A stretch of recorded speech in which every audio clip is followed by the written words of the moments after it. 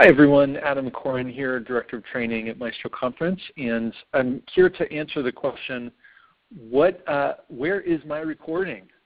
And how do I access it, and how does all that work? So good, I'll go over the before, during, and after your event, how to access it, how to work with it, and what we've got available. So here we go. So where you want to start is in your conference edit page.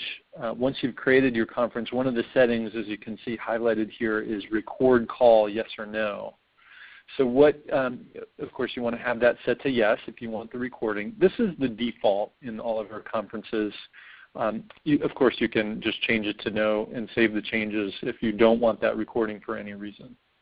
So that's all you need to do beforehand. And then also, we'll be talking about the call report email you get afterwards. If you want anyone else to receive that, over here under Edit Contact Email, you can add someone else with a comma.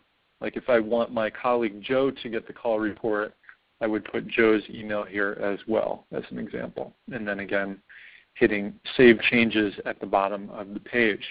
So that's all you need to do before the conference. Once you're in the conference, like I'm in a conference with my colleague Joy right here, there's nothing I need to do to record the conference. There's no button to record. It happens automatically behind the scenes. Our system just records everything that happens on the public microphone. So what I'm saying right here, this is going on the recording, and not what is said on the breakout only mic in the breakouts. You can get that recorded in our premium recordings. I'll talk about that in a moment. So after the call is over, after everyone is hung up, you and any colleagues you've listed under Edit Contact Email will get a call report that looks like this. It's going to have all the details of who is on the call and all that. And then you're going to click on this link here, and that'll bring you, that's a shortcut right into your archive where you can access the recording. So that's very handy. It saves you several clicks to go through that. Okay, and then you can see here, I can just click here to download the recording. And as you'll see in a moment, that opens up an MP3 that I can download this recording onto my computer. Now, what is on this recording, I sometimes say it's a bit of a raw audio file because the recording starts when the first person dials in and ends when the last person hangs up. So there may be music at the beginning, there may be silence in the middle. So you may, what a lot of our customers do is they'll have someone edit out the bits they don't need after the conference. Okay, so you can do that.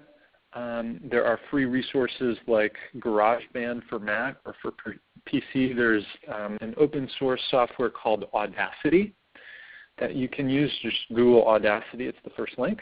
So that's all for free.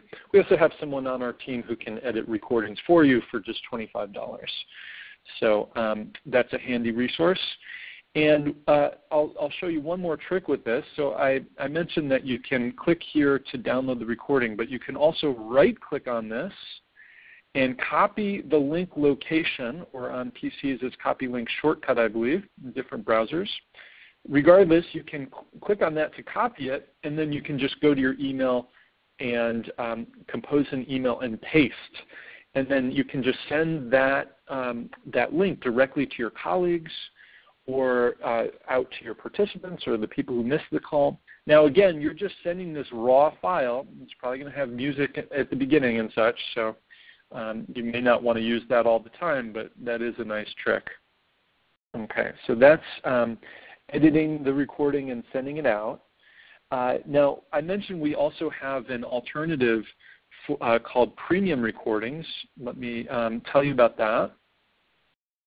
So back on your conference edit page at the very bottom, you can scroll down to premium recording.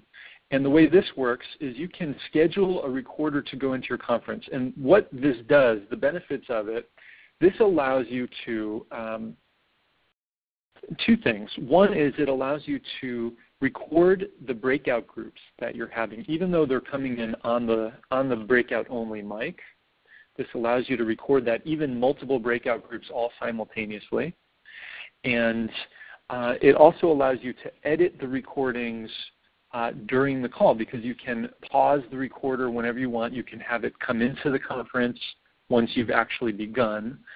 So you can just really avoid this whole editing process completely. I've got a separate video just on premium recordings, but thought I'd mention it here. Now, also want to mention about accessing your conference, your recordings. I showed you the shortcut, right? You'll get an email afterwards with a link right into your archive. But the other way you can access it is in your conference list. You can go to the archive section and then go into the conference you want and then the call history. But then there's another way, which is, let's say it's a recurring conference. Like, let's say you're doing a 4-part series and you're trying to retrieve the first part of it. Well, that's not actually going to be in your archive. This is confusing sometimes. It's actually going to still show up in your upcoming scheduled calls because the whole conference isn't complete yet. So if that's the case, you would just go down to the very bottom of your conference and click on Call History, and that's where you can find that. And similarly with reservation lists, reservation list calls are never going to go into the archive. So you would just click on that and go into the conference you want and then Call History. But again, the shortcut with all 3 of those is just get an email with the call report, and here's the link. This will bring you directly into your archive where your conference is. Last note is this is all about audio. Now, we also have visuals through our screen share, and you can record that like I'm doing right now. And we have a way of merging the recordings both with our visuals through the screen share as well as with our audio platform through MaestroConference. And you can just contact support to learn more about that. And then also in your conference, if you go down to screen share, and if you click here to learn more and access our documentation, that you'll get all the details about how to record that, and there's even a video just on the screen share recording. Okay, so that is it. Hope this was helpful for you. That's all the details about recording your conference and how to access it. Bye for now.